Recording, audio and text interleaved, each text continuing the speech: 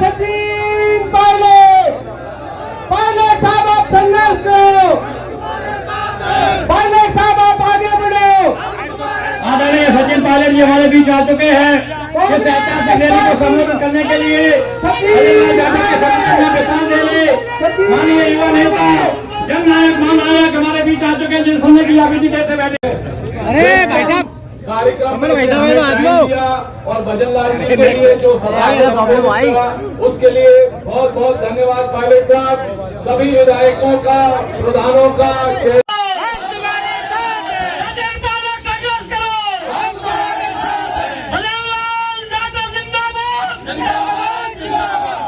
आदरणीय सचिन पायलट का स्वागत, नंदन अभिनंदन। सचिन पायलट जिंदाबाद जिंदाबाद जिंदाबाद जिंदाबाद जिंदाबाद जिंदाबाद जिंदाबाद जिंदाबाद। इस धौलपुर की पावन धरा पर माननीय सचिन पायलट जी विशेष लगाव धौलपुर की जनता से, विशेष लगाव आदरणीय राजेश पायलट जी का धौलपुर की जनता से।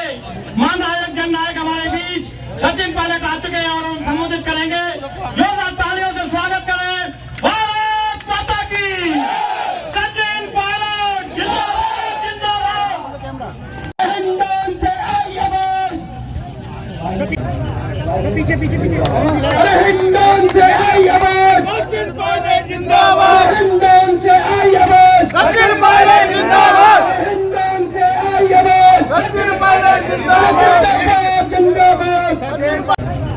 पीछे पीछे पीछे अरे हिंदुस्तान से आई आवाज, सचिन पायलट जिंदाबाद हिंदुस्तान से आई आवाज, सचिन पायलट जिंदाबाद हिंदुस्तान से आई आवाज, सचिन पायलट जिंदाबाद जिंदाबाद। सचिन अरे हिंदुस्तान से आई आवाज, पीछे पीछे पीछे अरे हिंदुस्तान से आई आवाज, सचिन पायलट जिंदाबाद हिंदुस्तान से आई आवाज, सचिन पायलट जिंदाबाद हिंदुस्तान से आई आवाज, सचिन पायलट जिंदाबाद जिंदाबाद। सचिन पायलट अरे हिंदुस्तान से आई आवाज, अरे हिंदुस्तान से आई आवाज, सचिन पायलट जिंदाबाद 28 में से 27, दिल्ली में 7 से 7, हरियाणा में 10 में 10, सब जगह इनके जब चरण सीमा तक पहुंच गए और ये केवल 303 तक गए। अब इन पास गुंजाइश का है आगे बढ़ने के लिए। मैं तो एक ही बात कह रहा हूं कि अगर जनता ठान ले, हमें तो केवल 3 सीटें, 3 लोकसभा सीट हर प्रांत में, हमारे 32-33 प्रांत के लोकप्रिय विधायक संजय यादव जी हम सबको संबोधित करें। करके तो बोल दो, पायलट साहब आए, राम राम साहब तो कह दो, एक बार और राम राम साहब। सम्मानित मंच पर उपस्थित हमारे आदरणीय एआईसीसी के महासचिव आदरणीय सचिन पायलट जी, राजस्थान सरकार में पूर्व पंचायत राज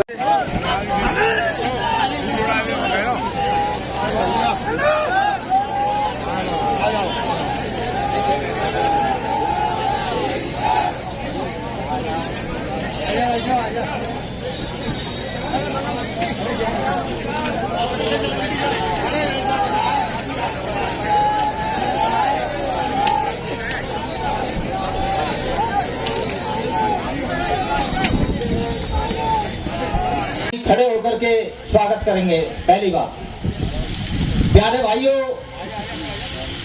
एवं मंचासीन सभी विधायक, पूर्व विधायक, विधायक प्रत्याशी, जैसा कि आपको पता है ऐसे भारतवर्ष में सब लोगों को जग जाहिर है। आज हमारे माननीय सचिन साहब अपनी बहुत बड़ी लंबी यात्रा, कम से कम आज 10 लोकसभा सीटों का प्रचार करके और इस क्षेत्र में हमारे माननीय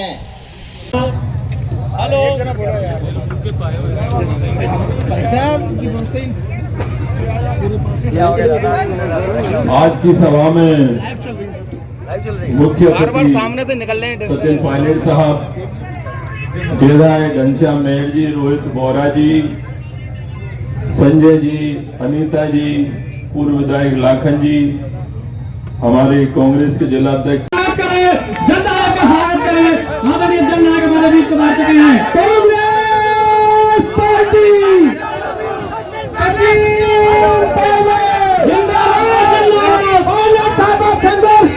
हम तुम्हारे साथ हैं। आगे बढ़ो भाई कन्हैयालाल डॉक्टर जिंदाबाद।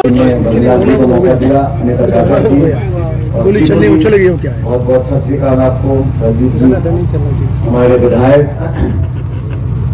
धौलपुर जिले से रोहित बोरा साहब, अमर सिंह यादव जी पूर्व विधायक, हमारे हरिद्वार से जो विधायक आज हमारे बीच में हैं रवि बहादुर साहब, जिलाध्यक्ष जी, हमारे माखन जी, बच्चीलाल जी, कमल घनसाना जी, ब्लॉक अध्यक्ष जी, पूर्व प्रधानगण, सभी मंच पर जो हमारे नेता उपस्थित हैं, सबसे पहले आप सभी लोगों को रामनवमी का त्योहार है, आप सबको बहुत बहुत बधाई देना चाहता हूँ, शुभकामना देना चाहता हूँ। परिवार सहित भगवान राम की कृपा आप सब पर बनी रहे। आज चुनाव प्रचार का आखिरी दिन है और 19 तारीख को आपको अपना सांसद चुनना है। सांसद के माध्यम से देश में सरकार बनेगी। हम लोग भारत में विधायक और सांसद चुनते हैं, पार्टी को चुनते हैं और उसके बाद सरकार का निर्माण होता है। 19 तारीख को आप लोगों को अपना वोट डालना है। ये वोट महत्वपूर्ण है, बड़ा चुनाव है। ये प्रधानी प्रमुख और CIDR का चुनाव नहीं, ये देश का चुनाव है। और मुझसे पूर्व वक्ताओं ने आपको जो मुद्दे बताए वो बहुत महत्वपूर्ण है। इस चुनाव में हमको देखना पड़ेगा कि देश में जो सरकार है 10 साल से बीजेपी की सरकार, उस सरकार ने 2014 में जब चुनाव हुए तो क्या बातें बोली थी, क्या वादे किए थे। और इन 10 सालों में जनता और मतदाता का अधिकार है, जिम्मेदारी है कि आप रिपोर्ट कार्ड मांगो। ये 10 साल में आपने क्या कहा और क्या किया। महंगाई कम करने की बात करी, किसान की आमदनी दुगनी करने की बात करी, काला धन समाप्त करने की बात करी, भ्रष्टाचार समाप्त करने की बात करी। ये सब 10 साल पहले की बात है। और अभी बीजेपी क्या बोल रही है, अमृत काल चल रहा है, 2047 तक हम देश को विकसित कर देंगे। वो 24, 26, 30, 35, 2047 सीधे, ताकि वो पूछे नहीं तो तुमने 10 साल में क्या किया। 2 बार सरकार बनाई, पूरे बहुमत की सरकार बनी देश में, और बहुत लंबे समय के बाद बिना गठबंधन की पूर्ण बहुमत की सरकार बनी और सरकार की जनता ने बनाई। उस जनादेश को हमने स्वीकार किया। राजस्थान में 2 बार चुनाव हुए, दोनों बार हम एक भी सीट नहीं जीत पाए। हमने जनता के आदेश को स्वीकार किया। लेकिन जो सरकार बनी है उसने 10 सालों में प्रदेश के लिए क्या किया। तो सांसद चुनकर गए 25 के 25 राजस्थान से, उन्होंने प्रदेश के लिए क्या किया। अभी विधानसभा के चुनाव हुए, हम सरकार नहीं बना पाए। उस बात का दुख हमें, हर बार राजस्थान में सरकार बनती है और फिर हम हार जाते हैं। 30 साल हो गए, चुनाव जीतो, सरकार बने, फिर हम 5 साल बाद हार जाते हैं। और ऐसा नहीं है कि कांग्रेस की सरकारें बाकी राज्यों में दोबारा बनती नहीं। दिल्ली में शिवाजी मुख्यमंत्री थी तो लगातार 3 बार कांग्रेस सरकार बनी। आसाम के मुख्यमंत्री गोगोई साहब थे, लगातार 15 साल तक मुख्यमंत्री रहे। राजशेखर रेड्डी आंध्र प्रदेश के मुख्यमंत्री थे, लगातार 2 बार जीते। हुड्डा साहब हरियाणा में 2 बार जीते। तो ऐसा नहीं है कि कांग्रेस सरकार दोबारा नहीं बन पाती, लेकिन बदकिस्मती से राजस्थान में हम लोग सरकार दोबारा रिपीट नहीं कर पाते। बहुत कोशिश हम लोगों ने करी और मैं आपको धन्यवाद देना चाहता हूं। वोट प्रतिशत का वो 1 या 2% ज्यादा नहीं था। हम पहले आते थे तो कभी 20, 21, कभी 50, 55, इस बार हम 70, 71 विधायक जीत कर गए, लेकिन सरकार नहीं बना पाए।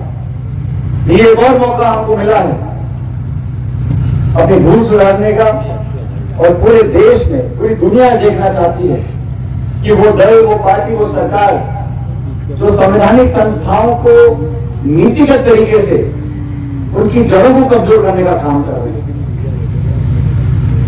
साथियों, आप सब देख रहे हो देश में जो बड़े बड़े निर्णय हो रहे हैं वो सुप्रीम कोर्ट कर रहा है। आज राम मंदिर का निर्माण हुआ देश में, सुप्रीम कोर्ट के आदेश से हुआ। कोई नेता, कोई दल, कोई पार्टी को सरकार कहने की बात है, लेकिन इस देश का सबसे बड़ा जो न्यायालय है, सर्वोच्च न्यायालय, उसने ये निर्णय लिया कि राम मंदिर का निर्माण होना चाहिए। और सब पक्षों की बात सुनने के बाद सब पक्षों ने अपनी दलील रखी। अंत में जो निर्णय कोर्ट का, सुप्रीम कोर्ट का था, हम सबने स्वीकार किया। शांतिपूर्वक तरीके से भव्य मंदिर का निर्माण हो गया। ये बात मैं इसलिए बोल रहा हूं कि सुप्रीम कोर्ट का जो जज होता है, वहां का जो निर्णय आता है वो सारे देश को स्वीकार होता है। क्यों होता है? सुप्रीम कोर्ट का निर्णय स्वीकार क्यों होता है? क्योंकि सुप्रीम कोर्ट में आस्था है कि कोर्ट का जो आदेश है वो निष्पक्ष होगा, वो सारी दलील सुनने के बाद जो सही होगा उस काम को करेगा।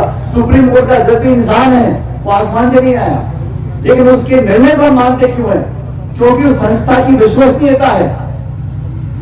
सुप्रीम कोर्ट या कोर्ट का आदेश देता है, हम लोग उसको मानते हैं क्योंकि हमें विश्वास है।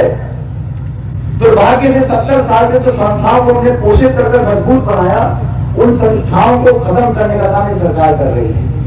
अगर सुप्रीम कोर्ट के जजों पे, सुप्रीम कोर्ट पर जनता का विश्वास खत्म हो गया तो झगड़ों को रोकेगा कौन? आप आदेश को मानने से मना कर दो तो क्या हालत देश में होंगे? संस्थाओं को कमजोर करने का परिणाम ये होता है कि जनता बातों को मानती नहीं है। अगर संस्था पारदर्शी नहीं है, संस्था विश्वसनीय नहीं है, चयन प्रक्रिया में संदिग्ध है, तो कौन मानेगा? निर्वाचन आयोग है, कोर्ट कचहरी है, ये संस्थाएं हम लोगों ने बनाई। अलग अलग सरकारें रही, गैर कांग्रेस सरकार भी रही, लेकिन किसी सरकार ने 10 सालों तक संस्थाओं को कमजोर करने का काम नहीं किया। नारा देती है बीजेपी 300 पार, 400 पार, 500 पार, 600 पार, मतलब कोई रोकने वाला नहीं। अब तुम 400 पहली पार कर लिए तो चुनाव भी क्यों करा रहे हो? और तुम 400 जीत रहे हो तो हमारे नेता ने क्यों ले जा रहे हो कांग्रेस के तोड़ के? तुम्हारे जितने नेता हैं तो तुम और की पार्टी को तोड़ के नेता क्यों ले जा रहे हो? जैसा तुम मतलब से खींच रहे, अंदर वो समझ गए किसान परेशान, दलित, आदिवासी, पिछड़ा, महिला, नौजवान 10 साल से ऊब रहे। वही भाषण, वही इश्तिहार, वही टेलीविजन, वही होर्डिंग, वही पोस्टर। लोग बदलाव चाहते हैं। पूरे प्रदेश में आज एक बदलाव का माहौल है। पूरे प्रदेश में घूमा हूं, जोधपुर, बाड़मेर, अलवर, दौसा, माधोपुर, जयपुर, झुंझुनू, चूरू, सीकर, हर जगह सब लोग बदलाव चाहते हैं। बदलाव होगा। 4 जून को जब परिणाम आएंगे, इंडिया गठबंधन और कांग्रेस की सरकार देश में बनेगी, ऐसा मैं मानता हूं। दुनिया चाहती है, देश चाहता है, मतदाता चाहते हैं। अब कांग्रेस प्रमुख विपक्षी दल है। इस सरकार का रवैया देखो आप। चुनावी बॉन्ड के माध्यम से, जो बॉन्ड होते हैं वो चंदे इकट्ठा करने का तरीका है। चंदा दो, ठेका लो। वो तो सुप्रीम कोर्ट ने फिर आदेश किया कि दुनिया को बताओ किससे कितना पैसा लिया है। हजारों करोड़ चंदा बीजेपी ने अपने खाते में जमा करा रखा है। कोर्ट ने बोल दिया ये चंदा गैर कानूनी है, लेकिन बीजेपी के खातों को बंद नहीं किया। 1994 में कांग्रेस पार्टी को कोई नोटिस दिया था, 94 में उस नोटिस का हवाला देके कांग्रेस के खाते बंद कर दिए। चुनाव के ठीक चुनाव में आप प्रमुख विपक्षी दल के खातों को बंद कर दो, निर्वाचित मुख्यमंत्री को जेल में डाल दो, सरकार की पूरी ताकत नेताओं के हाथ दबाने में लग जाए, और निर्वाचन आयोग आंख मूंद के बैठा है। बीजेपी के खातों पर हाथ नहीं लगाया। सुप्रीम कोर्ट ने भी कहा कि चुनाव चल रहा है, कांग्रेस के खाते खोलो। अब तो खातों को बंद कर दोगे तो चुनाव कैसे लड़ेंगे? ये चाहते ही नहीं। 400 पार तो साथियों राजीव गांधी जी के पास आए थे सांसद, 400 पार। उन्होंने कभी नहीं कहा कि भाजपा खत्म कर दूंगा, भाजपा मुक्त देश बना देंगे। 147 सांसदों को एक दिन में आप निलंबित कर दो और फिर पीछे से कानून पास करा दो। ये लोकतंत्र के लिए कोई स्वस्थ परंपरा नहीं। ये बातें आपको इसलिए बता रहा हूं कि आप धौलपुर के लोगों को, पुराना रिश्ता आपसे हमारा रहा, यहाँ बहुत आपने घुमाया, बहुत घुमा मैं। इलेक्शन था, रोहित बोरा जी बैठे हैं यहाँ पर, रमेश जी बैठे हैं। उपचुनाव था, बीजेपी की सरकार थी, उसमें भजनलाल जी आप विधायक जी बन, आप विधायक बन गए। अब भजनलाल जी की कहानी बहुत विचित्र कहानी है। भजनलाल जी करते थे ठेकेदारी, उपचुनाव हुआ, और बैर विधानसभा क्षेत्र से स्वर्गीय पहाड़िया साहब, उनके परिवार का वहां पे बहुत वर्चस्व था। हम मदनलाल जी को पार्टी में लेकर आए, इनको चुनाव लड़वाया और जितने यहाँ नेता बैठे इन सब ने अपनी जेबों से पैसे खर्च कर एडी चोटी का जोर लगाकर वो उपचुनाव, वसुंधरा जी मुख्यमंत्री थी, पूरी सरकार लग गई, लेकिन बैर विधानसभा क्षेत्र से कांग्रेस पार्टी जीती, मदनलाल जी विधायक बने और उस समय दलित समाज के लड़कर आप पहले विधायक चुन कर गए थे। कांग्रेस में बीसी के विधायक थे, एससी का कोई विधायक नहीं था। ये पहले दलित समाज के विधायक चुने थे बैर विधानसभा उपचुनाव में। फिर सरकार बन गई, फिर विधायक चुनाव जीत गए, उन्होंने सहयोग किया, मंत्री बने, लेकिन विभाग कच्चा पक्का था। होमगार्ड वाला हमने कोशिश करी लेकिन मंत्रालय होमगार्ड का मिला, लेकिन फिर अशोक गहलोत जी ने दोबारा मदद करी, फिर सीधा गोल भागते जो मेरे पास था, फिर मिला इनको और काम किया पूरे प्रदेश में। और आज पार्टी ने उनका भरोसा कर उनको टिकट दिया, लेकिन बहुत से लोग मांगते हैं लोकसभा, लेकिन सबसे बात करने के बाद, सबसे चर्चा करी पूरे जिले में, करौली में सबसे बात करने के बाद जो सबसे उपयुक्त, जो सबको साथ लेकर जो बढ़िया चुनाव लड़ सके, अच्छा पूरे कार्यकर्ताओं को संतुष्ट करके चुनाव लड़ सके, उस व्यक्ति को पार्टी चुनती है। और मदनलाल जी को यहाँ से हमने अपना उम्मीदवार बनाया है। आज प्रचार का आखिरी दिन है, मैं तो आपसे इनके लिए वोट मांगने आया हूँ और आपसे निवेदन करना चाहता हूँ, ये मत सोचो कि इसको टिकट मिला, ये समाज का है, कौन जाकर कौन, खटीक कौन, रैगर कौन, कोली कौन, ये सब, ये पार्टी चुनाव लड़ रही है और ये जीत पार्टी की होगी। जितने तमाम नेता बैठे ये सब मदनलाल जी की जमानत देने आपको आए हैं, हम सब मिलकर काम करेंगे। और धौलपुर विधानसभा क्षेत्र, धौलपुर जिला, जहाँ पर पिछली बार हम लोग जीत नहीं पाए थे लोकसभा चुनाव के अंदर, तो इस बार आपसे निवेदन है सारी बातें भूलें, भविष्य की तरफ देखें और यहाँ पर ये चुनाव अगर पार्टी जीत कर जाती है तो हमारे हाथों को ताकत मिलेगी।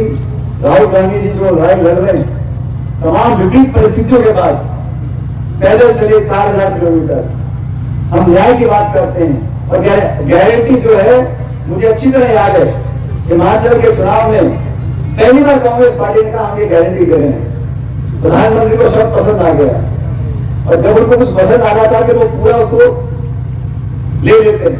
सरदार पटेल जी को ले लिया, सरदार ध्यान को ले लिया, जीएसटी को ले लिया। बीजेपी ने जीएसटी का विरोध किया, एफडीए का विरोध किया, अमेरिका के साथ परमाणु पर करार हुआ उसका विरोध किया, लेकिन जब सरकार में आते तो सब अपना लेते हैं। तो गारंटी जो शब्द है ये कांग्रेस ने पहली बार हिमाचल में इस्तेमाल किया था।